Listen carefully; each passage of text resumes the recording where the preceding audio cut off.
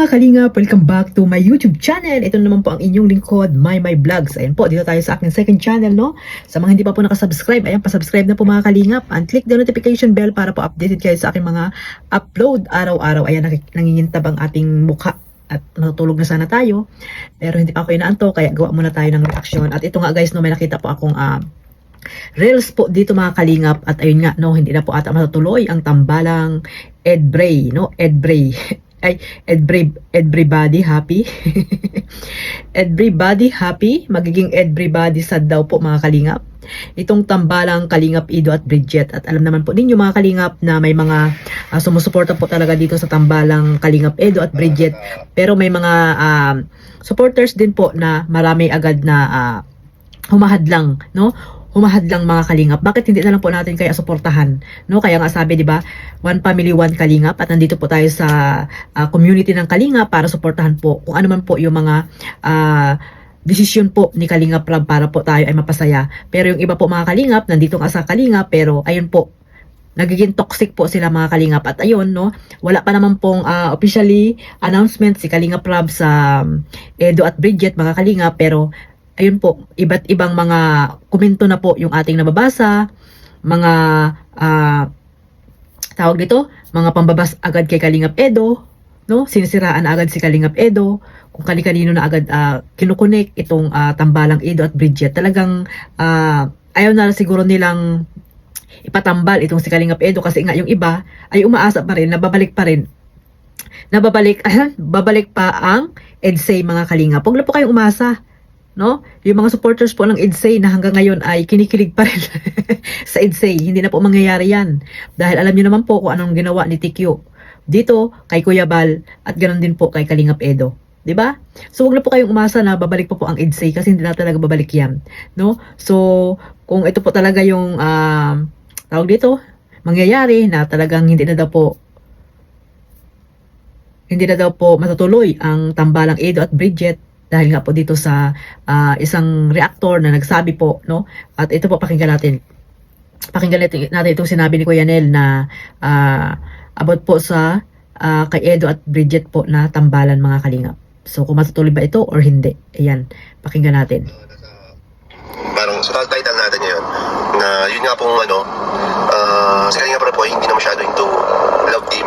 Kung anong meron na lang po ngayon, parang doon na siya. So, ibig sabihin, hindi magdadagdag si Kalingap Rab, no? Kung ano lang yung mayroon ngayon na love team like Jomcar, Franjoy, ano pa ba ang mga kalingap mga love team dyan? Yung kay Eden at kay, tawag dito? Love team na ba yun? Kay Philip, tapos yung kay Edrose, di ba? Si Rose pala, hindi pala, D-Rose, ayan, no? Yung mga love team ni Kalingap Rab, kung ano lang po yung ngayon, ay doon na lang po magpupokus si Kalingap Rab, no? Hindi na po magdadagdag, ayon po kay Kuya Neil, no? Hindi na daw po magdadagdag mga kalingap. Ayan, panoorin po ulit natin mga kalingap. Ulitin natin. Parang sa title natin ngayon, na yun nga pong si Kalingap Rab po hindi na masyado into love team. Kung anong meron na lang po ngayon, parang doon na lang siya mag-focus.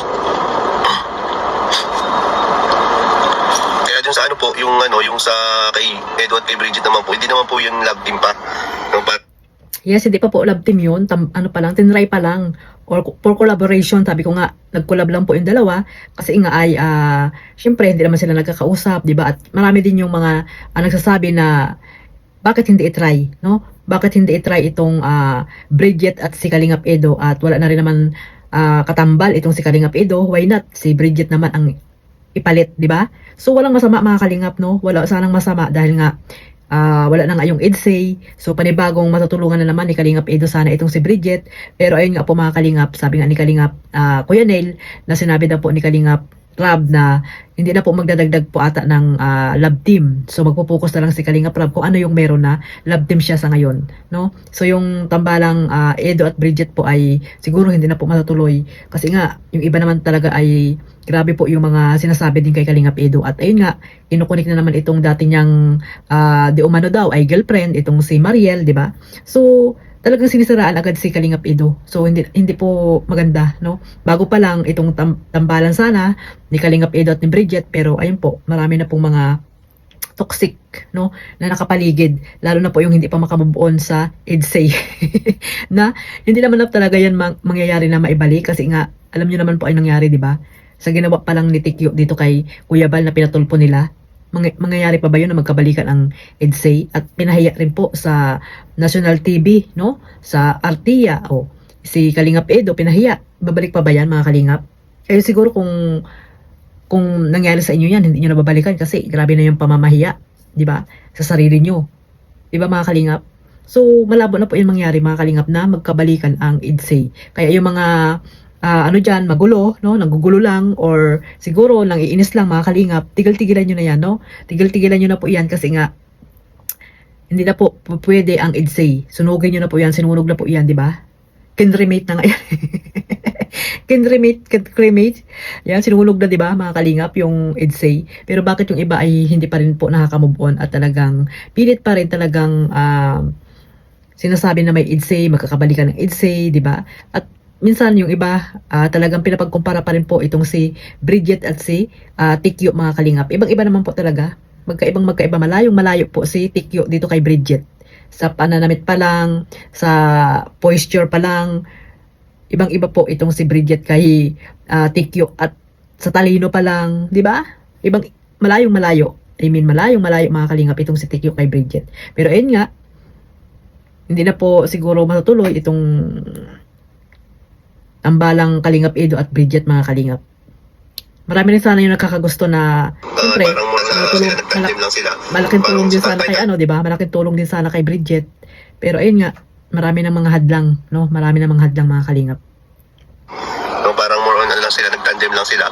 Pero parang hindi po siya kahit sabihin natin marami pong napasaya sila. Kaso parang parang hindi po siya mag-push through or masusundan. Ewan ko lang